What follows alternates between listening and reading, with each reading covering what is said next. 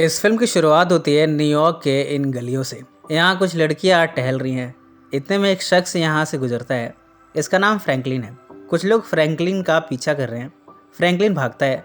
भागते भागते वो अपने घर पहुँचा है, पर यहाँ ऑलरेडी उसे मारने वाले पहुँच चुके हैं। पहले तो ये उसे मारते हैं, उसकी डेड बॉडी को चेयर से बांधकर फिर नीचे की तरफ फेंकते हैं। बॉडी बास्केटबॉल कोर्ट में गिरी है। अब इस लाश को मुर्दा घर में लाया गया है। यहाँ बेलिंडा भी मौजूद है। बेलिंडा की बातों से ऐसा लग रहा है कि फ्रैंकलिन उसके कस्टमर्स में से एक था। इस मुर्दा घर में काम करता है चक। चक का बॉस है जो कि बड़ा तंग मिजाज है। उसकी और बेलिंडा की बातों में बड़ी गहमा गहमी है। चक का बॉस तो बेलिंडा को वैश्या कहकर बुलाता है। बेलिंडा कहती है, अगर मैं वैश्या हूँ तो तुम मेरे दलाल हो।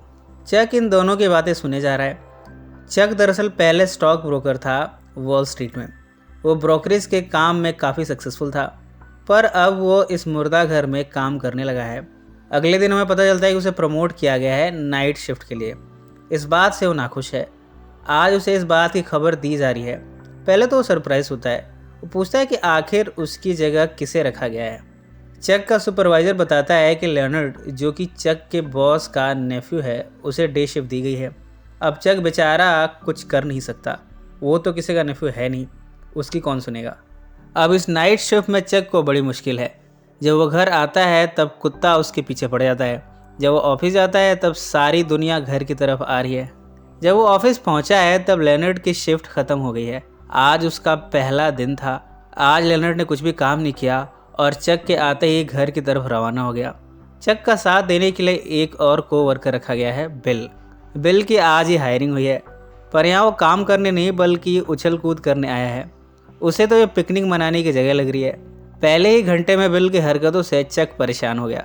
चक बिल को वर्क प्लेस दिखाता है, पर बिल बड़ा बातूनी है। चक की लाइफ में एक चीज़ अच्छी है और वो है उसकी गर्लफ्रेंड शार्लेट। दोनों साथ में रहते हैं। चक अपनी परेशानी को भुलाकर शार्लेट के साथ संभोग करना चाहता है। दोनों इसकी तैयारी करते हैं। जब दोनों हमबिस्तर हो रहे हैं तभी पड़ोस के अपार्टमेंट से म्यूज़िक का साउंड इन्हें डिस्टर्ब कर रहे हैं। चक पड़ोस में जाता है म्यूज़िक बंद कराने के लिए। यहाँ एक हट्टा कट्टा आदमी निकलता है। चक उससे म्यूज़िक का साउंड कम करने को कहता है। वो हट्टा कट्टा आदमी चक का कॉलर पकड़ लेता है। इसके बाद बेलिंडा इस घर से निकली है। यहाँ पता चलता है कि बेलिंडा एक वेश्या ही है। यहाँ पर वो रहती है और अपने कस्टमर्स अक्सर यहाँ बुला लेती है। बेलिंडा चक को देखते ही पहचान लेती है कि ये वही शख्स है जो उसे मुर्दा घर में मिला था। बेलिंडा बताती है कि वो हाल ही में यहाँ पर शिफ्ट हुई है। शार्लेट के सामने चक ये नहीं बताना चाहता कि उसकी जान पहचान इस लड़की से है। वो गोलमोल बातें बना रहा है, जबकि शार्लेट सवाल पे सवाल पूछे जा रही है। शार्लेट गुस्सा होकर चली गई। इसके बाद चक के पीछे यहाँ का कुत्ता पड़ गया। चक भागा। किसी तरह उसने अपने आप को बचा लिया। चक अपने साथ हुए वारदात के बारे में बिल को बताता है। चक आजकल फाइनेंशियल प्रॉब्लम से गुजर रहा है। इतने में बिल का दोस्त जेफ आया है। दरअसल बीच पर वो अपनी गर्लफ्रेंड को ले जाना चाहता है। वो बिल से हेल्प लेने आया है। इस मुर्दा घर की व्हीकल को ले जाना चाहता है। चक उसे रोकता है। वो कहता है कि तुम मुर्दा घर की गाड़ी को दूसरों की गर्लफ्रेंड के लिए नहीं इस्तेमाल कर सकते। पर बिल ने उसे कुछ डॉलर दिए और जाने लगा। चक के रोकने पर भी बिल नहीं रुका। इसके बाद हम देखते हैं कि शार्लेट मान गई है। वो वापस आकर चक के साथ रहने लगी है। दोनों साथ में संभोग करते हैं। इसके बाद चक अपने ऑफिस पर पहुंचा है। लेनर्ड एज यूजुअल उसे देखते ही चला गया। इसके बाद बिल हमेशा की तरह लेट आया। वो कल की पार्टी के बारे में बताने लगा। चक को इस बारी तेज का गुस्सा आया। वो बिल को डांटते हुए कहता है, तुम बहुत बकबक करते हो, चुप हो जाओ। और तो और चक ने इसे रिकॉर्ड करके बिल को दे दिया, ताकि बिल जब बकबक करना शुरू करे तब ये रिकॉर्डिंग को चला देगा, जिसमें कहा गया है कि बिल को चुप रहना है। बिल ने इस रिकॉर्डिंग को सीने से लगाया है, खुद को मुर्दों वाले ड्रॉअर में बंद कर लिया और इसे प्ले करके बजाने लगा। अंत में आकर चक को अपने बिहेवियर के लिए माफ़ी मांगनी पड़ी। इस तरह दोनों में दोस्ती हो गई है। चक यहाँ बताता है कि शार्लेट से उसका रिश्ता कैसे शुरू हुआ और अब दोनों इंगेज्ड हैं, यानी शार्लेट उसकी फियांसे है। जब चक घर आया है तब बेलिंडा लिफ्ट में ज़ख्मी बैठी है। चक जाकर उसे संभालता है। यहाँ कुछ बच्चे पहुँचे हैं। उन्हें लगा कि चक ने बेलिंडा को मारा है। सारे बच्चे मिलकर चक की खूब धुनाई करते हैं। बाद में बेलिंडा चक को बचाती है। बेलिंडा बताती है कि फ्रैंकलिन उसका दलाल था। उसके मारे जाने पर बेलिंडा का धंधा बड़ा धीमा हो गया है। बेलिंडा अब यहाँ चक के ही पड़ोस में रहने लगी है। जब भी पैसों की ज़रूरत होती है अपने कस्टमर्स को यहाँ बुला लेती है। बेलिंडा कहती है कि उसे एक अच्छे दलाल की ज़रूरत है। बाद में चक बिल से मिला है। वो बताता है कि उसके पड़ोस में एक वेश्या रहने आई है और उसे दलाल की ज़रूरत है। बिल को आइडिया आया है। वो कहता है, हम मुर्दा घर में काम करते हैं, यहाँ कोई नहीं आता, नाइट शिफ्ट भी हमारी है, हम यहाँ वैश्यालय बना सकते हैं। चक को ये आइडिया पसंद नहीं आया। बिल नाराज़ होकर ट्रेन से उतर गया। वो बार बार चक को इरिटेट करता है कि चक में गट्स ही नहीं है, वो कभी अमीर नहीं बन पाएगा, उसकी पैसों की प्रॉब्लम कभी सॉल्व नहीं हो पाएगी। इस तरह बिल ने चक को परेशान करने का एक और बहाना ढूंढ लिया है। कुछ दिनों के बाद थैंक्सगिविंग डे आया है। शार्लेट और चक के पेरेंट्स इसे सेलिब्रेट करने आए हैं। इतने में बेलिंडा कॉल करके कहती है कि उसे चक की हेल्प की ज़रूरत है एक केस के सिलसिले में। चक अपनी फियोंसे और पेरेंट्स के साथ कोर्ट में पहुंचा है। यहाँ काफ़ी कॉमेडी होती है। चक की माँ चक से घर आते हुए गुस्सा जताती है कि तुम ऐसी लड़कियों से दोस्ती रखते हो। इधर बिल ने वैश्यालय खोलने की सारी तैयारी पूरी कर ली है। वो कुछ लड़कियां लाया है और उन्हें धंधे के बारे में बता रहा है। बाकायदा ब्लैक बोर्ड यानी श्यामपट्ट का इस्तेमाल किया जा रहा है। बेलिंडा और चक भी यहाँ मौजूद है। अब ये दोनों भी इस धंधे को सीरियसली ले रहे हैं। लड़कियों को बिल के आइडियाज़ पसंद नहीं आ रहे, वो सब जाने लगती है। बेलिंडा चक के पास जाती है। वो चक से कहती है कि तुम इन्हें समझाओ, शायद ये समझ जाए। चक आकर इन लड़कियों को रोकता है। वो कहता है, तुम लड़कियों को मालूम ही नहीं है कि इस धंधे से हम कितने अमीर बनने वाले हैं। बाकी दलाल तो आपसे 70 से 80% लेते हैं, हम तो सिर्फ 10% लेंगे। आपको बाकी सभी सुविधाएं भी मिलेंगी। चक की बातों से सभी लड़कियां इस बिजनेस के लिए तैयार हो गई हैं। इस तरह ये धंधा अब जोरों पर चलने लगा है। पैसों की बरसात होने लगी है। मुर्दा घर को हेडक्वार्टर बनाया गया है। इस वैश्यालय के और भी कई ब्रांचेस खोले गए हैं। ये सभी सक्सेस पार्टी रखते हैं। चक इन सब में परेशान हो जाता है। उसे लाउड म्यूज़िक पसंद नहीं। वो कहता है कि ये एक मुर्दा घर है, तुम लोग इस मुर्दा घर में पार्टी कर रहे हो, कम से कम मुर्दों की तो इज्जत करो। कई लड़का लड़की ऐसे भी जो मुर्दों वाले ड्रॉर में संभोग कर रहे हैं। इन सब में चक और बेलिंडा की दोस्ती बढ़ने लगी है। दोनों साथ में शॉपिंग पर जाते हैं। बेलिंडा काफ़ी खुश मिजाज है। उसकी ये आदतें चक को अपसंद आने लगी हैं।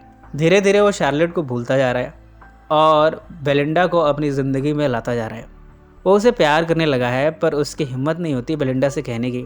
इन सब में जिन लोगों ने फ्रैंकलिन को मारा था, उनकी फिर से एंट्री हुई है कहानी में। ये दोनों दरअसल दलाल हैं। फ्रैंकलिन की वजह से उनका धंधा मंदा पड़ने लगा था, इसलिए उन्होंने फ्रैंकलिन को मार डाला। अब इन्हें चक की खबर लेनी है। चक और बेलिंडा के साथ ही क्रिसमस सेलिब्रेट करते हैं। बेलिंडा की आंखों में भी चक के लिए प्यार है। यहाँ दोनों चुंबन क्रिया करते हैं। इसके बाद दोनों धुआंधार संभोग करते हैं। बाटम में बैठे ये संभोग के सुख का आनंद ले रहे हैं। चक को यकीन है कि बेलिंडा इस काम को छोड़ देगी, पर बेलिंडा कहती है कि ये उसकी अर्निंग का जरिया है। वो बहरहाल वेश्यावृत्ति के काम को नहीं छोड़ सकती। बिल भी यही चाहता है कि बेलिंडा काम करती रहे। चक की बेलिंडा से कहासुनी होती है। अंत में बेलिंडा यहाँ से चली गई। बिल बेलिंडा को उसके कस्टमर के पास ले जा रहा है, पर रास्ते में बेलिंडा कहती है कि वो भी चक से प्यार करती है। वो इमोशनल होती है। बिल भी बेलिंडा की फीलिंग्स को समझता है। वो उसे वापस घर की तरफ ले जा रहा है। इतने में दोनों दलाल चक को मारने पहुंचे हैं। यहाँ चक की काफ़ी पिटाई होती है। बिल की पुलिस वालों से दोस्ती है। वो इन दोनों कॉप्स के साथ यहाँ पहुंचा है। दोनों तरफ से फायरिंग होती है। चक की जान तो बच गई, पर वेश्यावृत्ति कराना एक अपराध है। इस जुर्म की सज़ा इन दोनों को मिली है। इन्हें जेल जाना पड़ा। शार्लेट को अब चक के बारे में सब कुछ पता चल चुका है। वो आकर चक से अपनी एंगेजमेंट तोड़ देती है। सारी लड़कियों ने मिलकर इन दोनों की जमानत करा दी। दोनों को छोड़ दिया गया है। दोनों को मेयर के पास पेश किया गया है। मेयर इनसे पूछता है कि इतना महान काम करने की ज़रूरत क्या थी। दोनों बताते हैं कि इन्हें पैसों की ज़रूरत थी। मेयर भी मजबूर है। अगर ये मामला तूल पकड़ेगा कि मुर्दा घर में वेश्यावृत्ति हो रही थी, तब उसे पॉलिटिकली नुकसान होगा। उसने इन दोनों के अगेंस्ट चार्जेस हटा दिए और वेश्यालय को बंद करा दिया। मेयर इन दोनों की जॉब वापस दे रहा है वार्निंग देकर, पर बिल बड़ा होशियार है। वो मेयर को ऑफर देते हुए कहता है, आप अपना हिस्सा ले लीजिए और हमें इस बिज़नेस को कंटिन्यू करने दीजिए। इस बात पर चक को गुस्सा आ गया। वो बिल को मारना शुरू करता है। इन दोनों की दोस्ती अब टूट गई है। चक घर आकर अपने अपार्टमेंट के हॉलवे में बेलिंडा को देखता है, पर चक कुछ कह नहीं पाता कि वो बेलिंडा के लिए फीलिंग्स रखता है। ना ही बेलिंडा अपनी फीलिंग्स का इजहार करती है। बेलिंडा यहाँ से चली गई। चक को अफसोस है कि वो बेलिंडा से अपने प्यार का इजहार कर नहीं पाया। वो बेलिंडा का पता लगाता है कि बेलिंडा एक एडल्ट क्लब में काम कर रही है। वो यहाँ पहुँचा है। यहाँ बिल भी लोगों को एंटरटेन करने का काम कर रहा है। बेलिंडा से एक शख्स उसे अपने घर ले जाने के लिए उसका रेट पूछता है। इतने में चक आकर बेलिंडा से कहता है कि वो उसे बहुत प्यार करता है, यूं उसे खो नहीं सकता। यहाँ बिल फर्स्ट फ्लोर से गिर गया। चक और बेलिंडा उसे संभालते हैं। इसके साथ ही दोनों आपस में चुंबन क्रिया करते हैं। अब इन तीनों ने फैसला किया है कि ये यहाँ काम नहीं करेंगे, कुछ और जॉब करेंगे। चक यहाँ के मैनेजर को झाड़ता है, उसे पूल में धकेल कर बिल और बेलिंडा को लिए यहाँ से भागता है। ये तीनों यहाँ की गलियों में भागे जा रहे हैं और नई लाइफ के बारे में डिस्कस किए जा रहे हैं। इसी नोट पर यह फिल्म समाप्त हो जाती है। सो फ्रेंड्स, फिर मिलेंगे ज़िंदगी के किसी नए मोड़ पर।